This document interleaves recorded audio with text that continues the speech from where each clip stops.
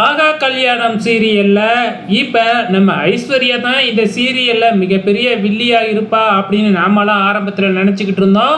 ஆனால் இப்போ வர வர இந்த சீரியல்ல ரொம்பவுமே பிடிச்ச பர்சனாக ஐஸ்வர்யாவோட கேரக்டர் மாறிக்கிட்டு வருது. அதே டைமில் நம்ம மகாவுக்கு பயங்கர சப்போர்ட்டாக இருந்த காயத்ரி இப்போ வர வர பயங்கரமான வில்லியாக மாறிக்கிட்டு இருக்கிறாங்க. மிகப்பெரிய வில்லியா இருந்த இந்த சித்ரா தேவி இப்போ காமெடி பீஸாக இந்த சீரியலில் மாறிக்கிட்டு வராங்க. இப்போ இந்த சீரியலை பொறுத்தளவு 3 வில்லிங்க இருக்கிறாங்க. ஒன்று நம்ம சித்ரா தேவி, அதுக்கப்புறம் அனாமிகா, காயத்ரி. இப்போ நம்ம மகாவுக்கு ஆப்போசிட்டாக மகாவை பிடிக்காம இருந்த நம்ம ராஜலட்சுமிக்கு கூட இப்போ மகாவை பிடிக்க ஆரம்பிச்சிடுச்சு.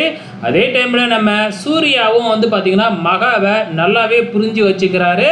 ஸோ இவங்களுக்குள்ள என்னதான் நம்ம சூர்யாவை பார்த்திங்கன்னா மகாவை பிடிக்கலன்னு வெளிப்படையாக சொன்னாலும் மனசுக்குள்ளே மகா மேலே அவ்வளோ மரியாதை வச்சுருக்கிறாப்புல நம்ம சூர்யா. ஸோ இது பார்த்திங்கன்னா இன்னைய எபிசோடில் நல்லாவே தெளிவாகவே தெரிஞ்சுது. இப்போ நம்ம அனாமிகா பயங்கரமாக ட்ராமாலாம் கிரியேட் பண்ணி மகாவை ஏதோ ஒன்று பண்ணிக்கிட்டே தான் இருக்கிறாங்க. நேற்று எபிசோடில் கூட ஃபஸ்ட் நைட்டில் பார்த்திங்கன்னா வெளியில் படுத்துக்கிட்டு பயங்கரமாக ட்ராமாவை கிரியேட் பண்ணிட்டாங்க. ஸோ இதுக்கப்புறம் என்ன நடக்குது அப்படிங்கிறத பார்க்கலாம். இப்போ இது எல்லாத்துக்கும் காரணம் மகா தான் அப்படிங்கிற மாதிரி ஒரு ட்ராமாவை கிரியேட் பண்ணியிருக்காங்க இல்லையா.